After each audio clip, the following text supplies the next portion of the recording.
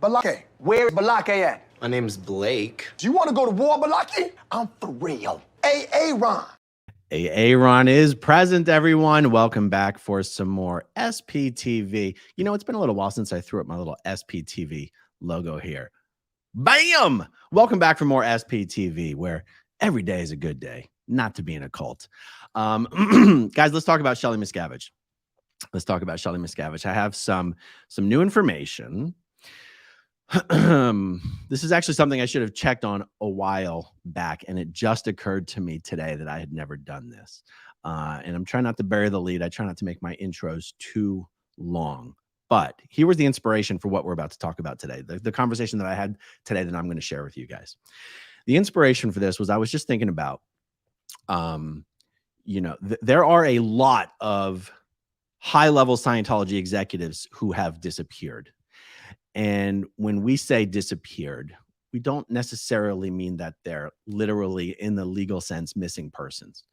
It means there are certain key Scientology executives who used to be one of the handful of faces that represented international management about 5-6 times a year at Scientology's major international events. These were the high-level, famous Scientology managers who would come out on stage one at a time. They'd be introduced by David Miscavige. They, it's kind of like if Apple, when the company Apple does its conferences, Tim Cook isn't the only one who comes on stage and does the presentations. Tim Cook will introduce his C-suite executives. It was the same way in Scientology. There was David Miscavige. There was Guillaume Lecerf. There was Mark Yeager. There was Ray Midoff. There was Heber. There was Mike Rinder. These were the public, forward-facing, famous faces within the Scientology bubble. And that's what was normal. That's what was expected.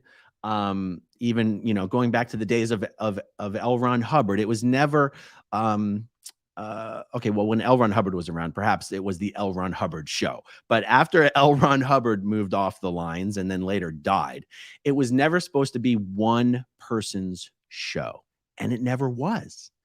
Until the day came when David Miscavige, started getting rid of these people. He started removing them from their posts. Even after he removed them from their posts, he would still trot them out on stage and have them address the Scientology public at these major events, because nobody outside of the secretive world of Scientology's international management base in Gilman Hot Springs, California, knew that these people were no longer on the posts that they had been known to be on for a decade or two. But then eventually he decided he didn't even want them to address anyone. And they disappeared. And Heber is one of the names I just mentioned. He's one of the people who actually was a public spokesperson for Scientology. He was incredibly good at it. And because the other names that I mentioned, Guillaume Lecerf, Mark Yeager, Ray Midoff, these are internal famous people in Scientology. They were never anyone that would speak to the press. Heber, along with Mike Rinder, were two of the people who had serious chops at dealing with the media and were good at taking the heat, taking the fire, taking the hard questions. And Heber himself eventually just disappeared. Now, what's interesting about Heber is his title was President, Church of Scientology International.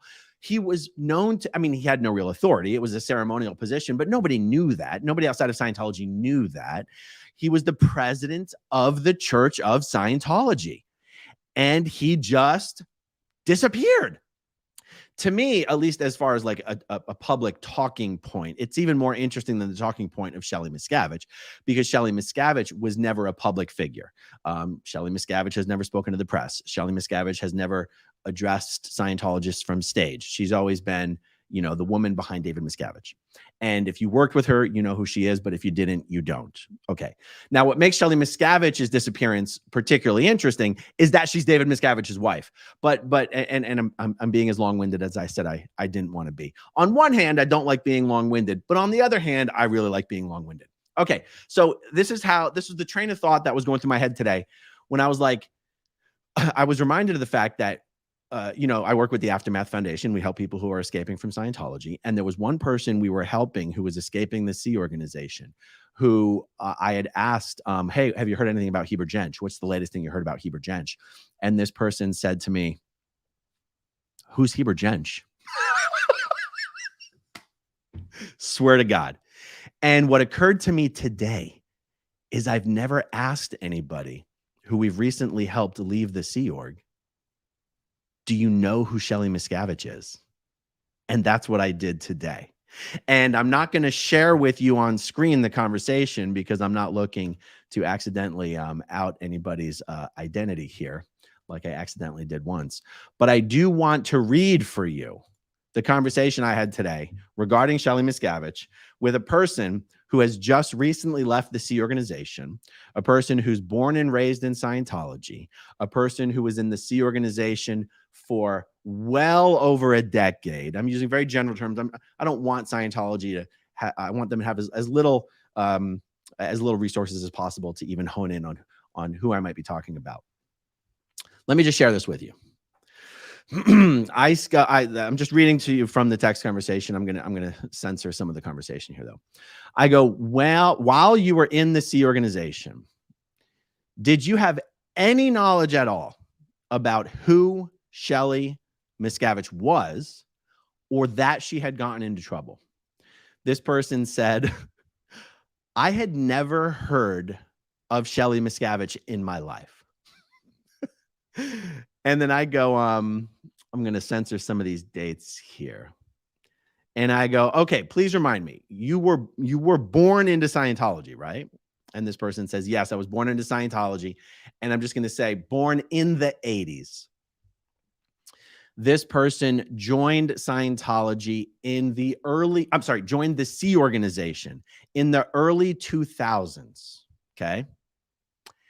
And I said, did you ever wonder who David Miscavige was married to? And this person says, I had always heard that his wife was in his personal office, was one of his assistants. That's all that I knew. And I asked, when would you say was the very first time you heard or knew anything about Shelly Miscavige? Like specifically about her, that there was some drama surrounding her. And this person says, the first time Shelly Miscavige, the name of the person, was ever on my radar at all was when I saw the sign being held by a picketer outside of one of the organizations in Los Angeles sometime around 2016, 2017 that said, where is Shelly Miscavige? And then this person goes on to say that David Miscavige does not go to PAC. PAC is PAC, stands for Pacifica Area Command. PAC in Scientology just means L. Ron Hubbard Way. There's a handful of Scientology organizations on L. Ron Hubbard Way near like Sunset Boulevard and Fountain, and it's called PAC. David Miscavige does not go to PAC. He went to PAC for the new grand opening of the renovated, some of the renovated buildings. I'm trying to leave the lingo out of it. Back in like 2001. 2001 might have been the last time that David Miscavige personally visited and did a walkthrough of all of the orgs at PAC. So really, there probably has not been anybody in PAC who has seen Shelly Miscavige or would have seen Shelly Miscavige since 2001. And people really just do not know who she is. I thought this was worth doing a video about, because I think one question that comes up a lot is, why is it that Shelly Miscavige being missing isn't like some sort of a big deal in Scientology? It's not some sort of a controversy. It's not a scandal. It's not something David Miscavige has to answer up for. And this conversation, there could not be a better illustration of the answer to that question than this conversation. This is a second generation Scientologist. This is a Sea Org member. They didn't even know who Shelly Miscavige was. That's why no one's wondering where she is. And back to Heber Jensch for a moment, because Scientologists, public Scientologists, especially, there's still a lot of old timers around. I mean, there are a ton of Scientologists who do know who Heber Jensch is. And if some of those public Scientologists were to go to their local representative of the Office of Special Affairs, by the way, as the president of the Church of Scientology International, Heber Jensch was located in the offices of the Office of Special Affairs. President, Church of Scientology International is a post in OSA International. If a public Scientologist were to go to their local OSA rep, their local DSA, and say, where's Heber Jensch? They would likely be given an answer something along the lines of, oh, Heber has retired. And that's just a shore story. But here's why I'm mentioning that. Because even Scientology's own BS shore stories that they tell, a shore story is a Scientology word for the lie that you tell, the lie that you tell the people on the shore about what the ship is really doing. It's basically a PR lie. Heber Jensch's post was president of the Church of Scientology International. If he had retired, if that was the explanation, why isn't there a new president of the Church of Scientology International? If he had retired, why wouldn't there have been some sort of an announcement, some celebration, some thank you for your service, something, anything like that at all? The truth is, in the C organization in Scientology, there's no such thing as retirement. There's no such thing as retirement. Now, yes, presently, to the best of everyone's knowledge, Heber Jensch is actually in a nursing home. For all intents and purposes, he would be retired, but it's not a real thing in Scientology. They've never announced it. It's never been a thing. He's never been replaced. What really happened is Heber was just one of these executives who got Miscavige felt was too popular, was too well known, perhaps posed a threat to his own control or his own position. I mean, not really. It's not like Miscavige is worried someone's going to take over for him. But Miscavige really has a thing about anyone becoming too well known, becoming too popular, getting too much power. Even if it doesn't pose a threat to him, it's just a thing that he has, a problem that he has with people. And the thing is, if we want to talk about people posing a threat to Miscavige, I think oftentimes people think of Shelly Miscavige as a threat to David Miscavige merely in terms of the dirt that she knows, that if she escaped or she spoke to law enforcement, that she could bury Dave. And that is a form of threat. But the real threat Shelly poses to David Miscavige is that if anyone were to take over control of Scientology from David Miscavige, the number one suspect or the number one candidate would in fact be Shelly Miscavige. Shelly Miscavige has been a dedicated SEERG member longer than David Miscavige has been. Shelly Miscavige worked closer with L. Ron Hubbard than David Miscavige ever worked with L. Ron Hubbard. Shelly Miscavige is just as well known and we'll say well respected. I'm not sure Miscavige is well respected. Well known and well respected amongst the highest level SEERG members at international management. She's as well known and as well respected as David Miscavige is. There's probably no one else in the Scientology hierarchy who you could say that about. And so, so I wanted to mention all of that because one of the easiest things for Miscavige to do to put all of this public brouhaha to rest about Shelly would be not to necessarily put her in a public position of power or whatever, but just to put her in anything. Put her in anything. What about one of these silly promotional videos that Scientology will put out about how wonderful their international base is and Golden Era Productions? They'll show some well shot video of a young SEERG member waking up in the morning and going out into the fresh, the nice manicured grounds of Golden Era Productions and lacing up their running shoes and going for a run and showing them going for a swim. Why don't you just do one of those videos with Shelly? You don't even have to say it's Shelly. Just do one of those stupid PR videos, put Shelly in it, publish that. Don't say it's Shelly and just have everyone else go, oh my God, it's Shelly Miscavige. Oh my God, it's Shelly Miscavige. You would be able to show that she's at least fine because that's actually what the brouhaha is about Shelly Miscavige. It's people just wanting confirmation that she is in fact okay. That she's in fact alive. I think it's funny. Most, I think, non-Scientologists or Scientology watchers just assume that Shelly is dead. If you ask former Scientologists or former Sea Org members, or particularly the people who used to work with her at the international base, of which I'm not one of those people. I've met Shelly Miscavige before. I've never actually spoken to her. I took a picture of her one time. I never worked with her. I never knew her. But if you ask the people who did, like Mark Headley, Claire Headley, Jeff Hawkins, Mark Fisher, Janice Grady, Mike Rinder, they will all tell you that they don't think she's not alive. They just have no way of knowing that she's actually okay. They have no way of knowing that they don't have any way of knowing if she knows that if she wanted to leave, she'd be taken care of. David Miscavige could shut everyone up with a 3-minute video that just shows Shelly going for a jog, going for a little swim, maybe playing some golf on the golf course that's up there at the international base. Now, the international base isn't where Shelly works anymore, but Miscavige doesn't have to care about that. Do you see what I'm saying? So, and you go, but why doesn't Miscavige do that? The fact that he doesn't do that is what fuels the speculation that there's no way she's still alive, right? Because if she was, Miscavige would just do something like that and shut everyone up, right?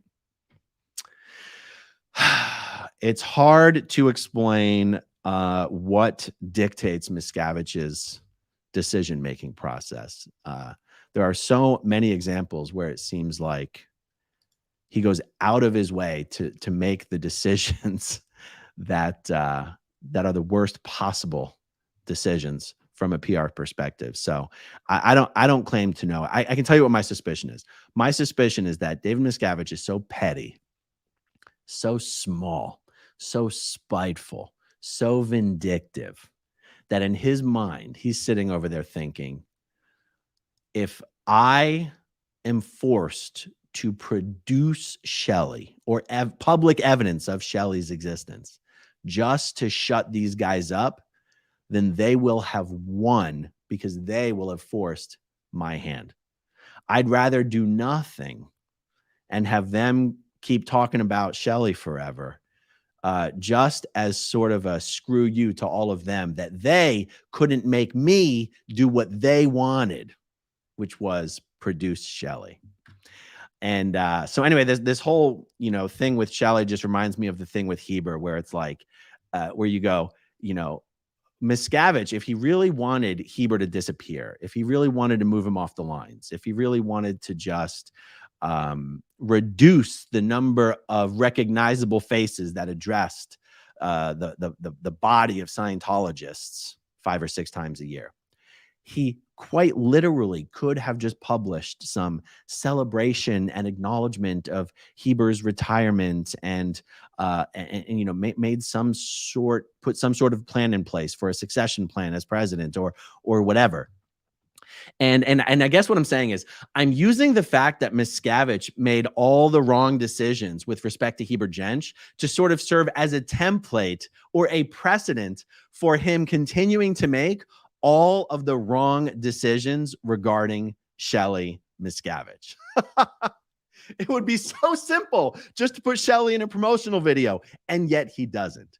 Just like it would have been so simple to actually just publish some huge celebration. Oh, thank you. Heber Jensch has, served the church so wonderfully over the years, and he deserves a break, and we're, enjoy your retirement, Heber, and da-da-da-da-da. And yet he doesn't. There was an entire episode about Heber Jensch that was filmed for the Leah Remini Scientology and the Aftermath show that had to be totally shit-canned because of the number of threats of lawsuits that were issued, not only by Scientology itself, but they even wheeled Heber out from the nursing home he was in to have Heber personally threaten to sue the production company if they aired the episode about Heber. And you might go, Jesus, how they were able to get an episode killed just with some lawsuits? Why didn't they threaten to sue for every episode? How come they weren't able to get every episode killed? That's another one I don't have a really good answer to. Why did Disney's attorneys not care about all of the legal threats for everything else, but somehow the legal threats from Heber? I think what happened with Heber is because the legal threats actually came from him as an individual and not just from the Church of Scientology. I think Disney took it a little more seriously. But I'm only forwarding. My information is only as good as my recollection of the information that was shared with me, and it could be wrong. But that's yeah. So that's it, guys. I wanted to share with you the fact that a Sea Org member who'd been in the Sea Org for well over a decade, who was born and raised in Scientology, had never freaking heard of Shelly Miscavige. And that's why nobody wonders where she is in the world of Scientology. All right, just a few super chats here, and then we'll call it a wrap. SPT Scott. I added "Where's Shelly" to my work email signature. I've had 7 people ask, "Who is Shelly?" I then educate them and refer them to SPTV. That is amazing. That's awesome. Thank you for that. Angelina, any updates on Mike Rinder? He is so loved. Thank you. Angelina, I'll tell you this. The only updates I'm ever going to give are updates that Mike and Christy put out themselves on their blog. I mean, the only thing, it's not my place to share information other than what they choose to put out themselves. And so that's what I'm going to do. Thank you for the question, though, Angelina. Maria de Jesus Gutierrez. Always good to see you, Maria. As a never in Angelino, I remember only Mike Rinder as spokesman. He was the face of Scientology. I never heard of Heber Jensch until Leah's program. Very interesting, Maria. Very interesting. So Mike and Heber did sort of coexist. Mike was always senior to Heber organizationally, in the hierarchy of the org board. But they did sort of coexist as spokespersons. I think so. Mike would always be introduced as international spokesperson in the press, to the best of my recollection. And Heber would specifically be introduced as president of the Church of Scientology. And but Heber disappeared before Mike disappeared. And actually, now that I even say that out loud, Mike didn't disappear until he escaped, actually. Mike was one of those people who Miscavige would have in the hole. He would have him cleaning out the bilges on the free wins. He would have him, removed from his post, just, basically essentially treating him as a prisoner, a POW. But then he would still send Mike out to speak at the events, even though he wasn't really on post. He would still send Mike out to speak to the press, even though he wasn't really on post. So Miscavige never even succeeded in disappearing Mike Rinder, because he was still using Mike as a face of Scientology until the day Mike escaped. The same cannot be said for Heber. Heber was actually disappeared. Nikki R. Let's make "Where Are the Missing Scientologists?" Let's make "Where Are the Missing Scientologists?" Raise awareness how many are missing. Connect people who have newer info or ideas. Leave messages for loved ones to show people are loved and help is here. Each page, "Where is blank" versus "Who is blank." Now, I want to be very, very clear with my language. When I say they're missing, I do not mean in the legal sense. I do not mean the authorities need to make contact. I do not they're missing in the sense that Scientologists no longer see them. That's only noteworthy because these people were public faces of Scientology. There's another 100, 200, 300 people who no one has ever seen. Their families probably haven't heard from them in years. Scientologists don't know who they are, and yet they are some of the highest ranking Sea Org members in Scientology. Now, this conversation gets a little more complicated when you consider the fact that Miscavige has largely abandoned the Gilman Hot Springs International Base. He now works primarily from the Scientology Media Productions facility in Hollywood. So, but I do believe there's still 100 or 200 Sea Org members up at the international base working at Golden Era Productions. And, in the hierarchy of the Sea organization, if you work at Golden Era Productions, you are amongst the most high-level Sea Org members in all of Scientology. And yet you don't have freedom of motion. You cannot take phone calls. Your family can't reach you. You're, you know, chances are you're restricted to the base. So I'm just trying to be careful with my language. When I say they're missing, I just mean you used to see them all the time and now you don't. Okay. William Rice, speaking of succession, who is likely to take over after Tiny Dave? Well, William, truthfully and honestly, the best answer, and this is according to Mike Rinder, the best answer is Shelly Miscavige, honestly. Now, I know there's some other high-level executives who would definitely be in the running. Greg Wilhair is a name that comes to mind, just like Sea Org members have known who Greg Wilhair is for 40 years, and he's still up there near the top. All these names are people whose names would come to mind. Guillaume Lasserve is still there. Mark Yeager is still there. Are they even capable of taking over at this point? Who knows? But Shelly Miscavige really is one of the people most likely to take over if something were to happen to David Miscavige. So, all right. Maya Doss, would you ever consider doing an episode about Elizabeth Moss? I find her work so ironic, and I wonder if she at all sees the irony. Thank you for the question, Maya. The only way I would do a video or an episode about Elizabeth Moss is if I had people who actually knew her very well who wanted to talk to me about the subject. I don't know anything. Sorry, guys. I don't know anything about her. I've never met her. And I don't have anything particularly interesting to say about her. And I don't really like just doing videos just like picking on people for being Scientologists. I usually have to have something I want to say, something poignant or topical or relevant that I want to say. And just, you're probably referring to the fact that she does The Handmaid's Tale. I know a lot of people associate The Handmaid's Tale with like the hellscape of life in the Sea Organization. Me personally, I do not make the correlation. I'm not sure. I am not as outraged about the characters Elizabeth Moss plays as I've heard elsewhere. And by the way, that would be an interesting video to do if I just did a conversation with other former Scientologists who do see a lot of hypocrisy in the roles that she plays. And maybe I could talk to some of them about that. That would be interesting. But otherwise, I just don't have anything terribly interesting to say about Elizabeth Moss. Okay, Care 4 JCYT. The gold base is so big. Only 200 people? Yeah. It's probably less than 200 people. I mean, in fact, the number that really comes to mind that I think someone gave me most recently is closer to 100. And the thing is, if David Miscavige isn't at the international base, then no one gives a shit about maintaining, it as this, beautiful, well-landscaped facility. Like the only reason that would have been particularly important is because it was David Miscavige's home base. And it's not anymore. Miscavige hasn't been to the international base by many reports for possibly even close to 10 years now. He works from Scientology Media Productions in Hollywood. That is Miscavige's main base of operations now. Okay, Winofree.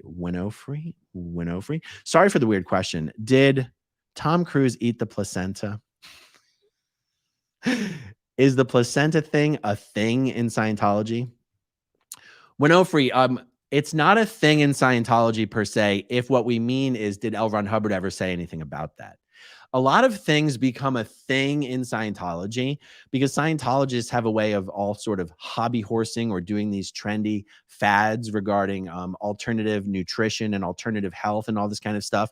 So is it possible that this fad of eating the placenta swept through Scientology at some point? It is totally possible. Is it a thing in Scientology? It's not. It's not a thing. I 100% believe Tom Cruise could have done that because I know Scientologists who have done that. Reverse YouTube. More contemporary people will see Shelly or Heber like someone like you saw Pat or Annie Broker. Yes, 100%. People who were no good were weeded out. 100%. And that's not even necessarily the opinion or the idea that I had of Pat and Annie Broker. I had no freaking idea who Pat and Annie Broker were ever until I got out of Scientology. And that's interesting to note because the whole time I was in Scientology, Annie Broker was a Sea Org member at Scientology's international base. Miscavige kept her there. In fact, Annie Broker had tried to escape on at least one occasion, and there's a fantastic story or an incredible story of her being recovered. being intercepted at an airport and convinced to come back. Miscavige, had her recovered, kept her at the international base to basically keep her under control, to keep tabs on her, to keep her monitored. And but he gave her some low post at Golden Air Productions. She never had any authority of any kind whatsoever, and yet she was literally one of the people who was supposed to take over Scientology after L. Ron Hubbard died. I had no idea who she was. I'd never heard her name. If I ever met her, I wouldn't even have known it. She was a non-entity to me. And that is what Shelly Miscavige is now to present time Scientologists, a complete non-entity, even to Sea Org members. So, yeah.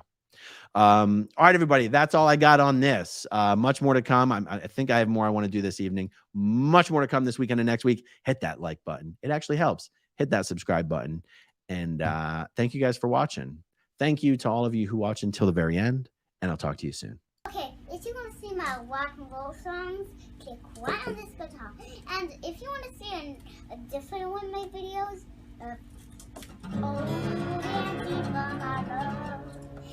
then you could click right inside here. If you have